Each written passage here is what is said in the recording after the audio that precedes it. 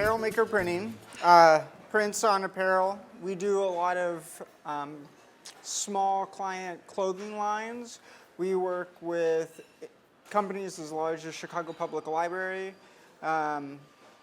We do tote bags, jackets, embroidery. But the one thing that I really liked about our company was that we work with alternative printing methods such as discharge or water-based inks, which is not the norm in the industry. The norm in the industry is Plastisol, which is really efficient and really great because it's a plastic-based ink that doesn't cure until it reaches really high temperatures.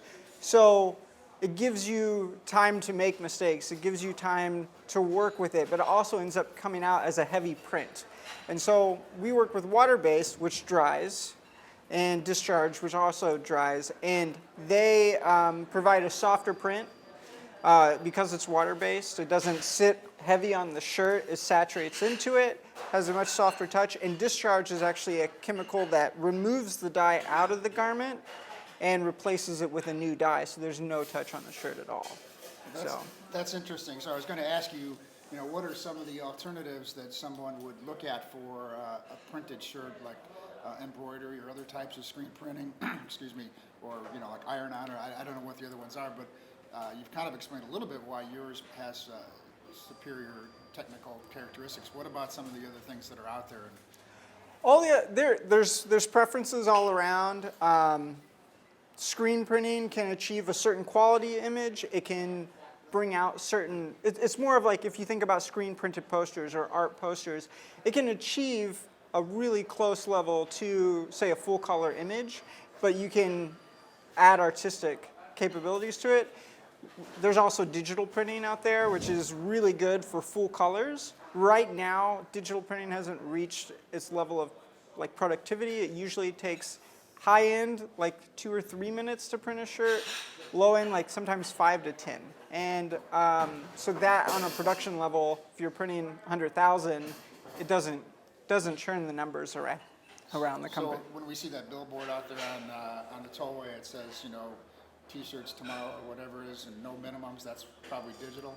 Yeah, that is most definitely digital. And it's perfect if you're working with no minimums. If you're working with 1 or 15, but even those companies, once they hit those big market numbers, they do outsource to local companies, but they keep those clients. So most of the time, they're wanting to showcase their company.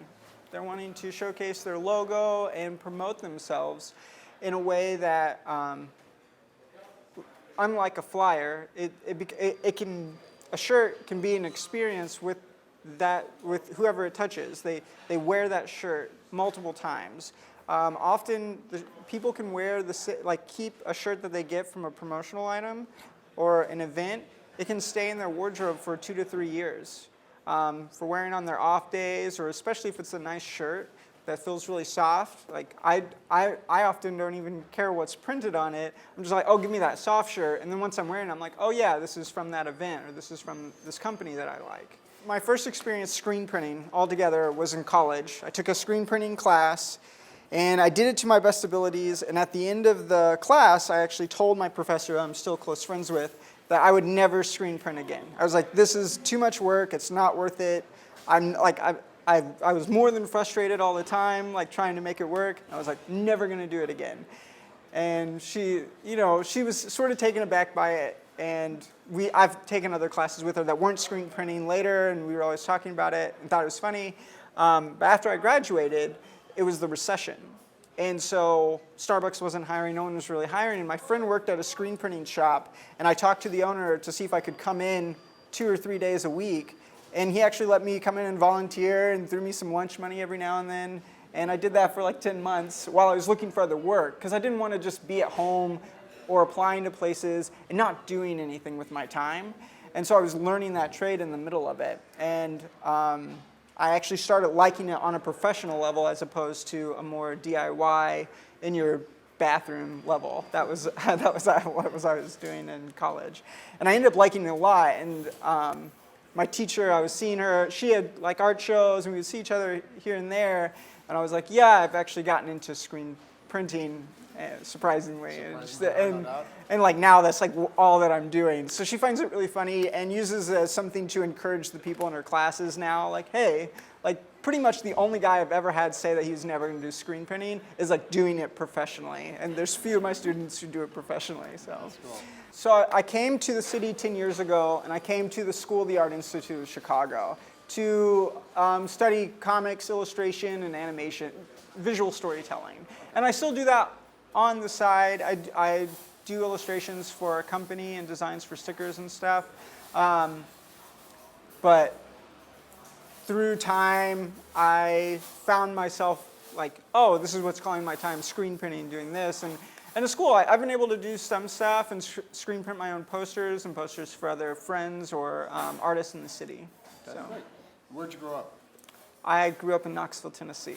You don't even have an accent. That's great. I've been here 10 years, and I grew up in the more city part City of part, Knoxville, okay. Tennessee. I don't know what that means. My family most definitely have an accent. I have a smaller one compared to them. My grandparents, it's like deep twang. So yeah, I've lost it. I still have it in my sentence structure, and I still elongate my vowels. And there's certain words that like, I think I said gym earlier, and someone thought I was talking about like the Stones. Like, I can't even say the difference between like a pen that you write with and a pen that you put on your shirt. Like, I didn't pick it up as a kid, couldn't hear it in the accent, so. Well, you disguise it very well. So, Thanks. On the personal side, tell me about what you're doing. What's your life like? Married, family? I am. I'm married for a little over 4 years, and I have 2 children. I have a son, Oliver, who is 2.5, and a daughter, Eden, who is 10 months, and she is teething very terribly right now. So that keeps you pretty busy. Yeah, my glasses hide the bags under my eyes. I enjoy bicycling. I bike year-round. Watch Netflix. A lot of my time is really consumed right now with I'll be at work and then I'll be at home and I have to fully engage. Outside of that, we like to go to like farmers markets and we like to have friends over for brunch. My wife and I are more and more investing in our local church that we attend.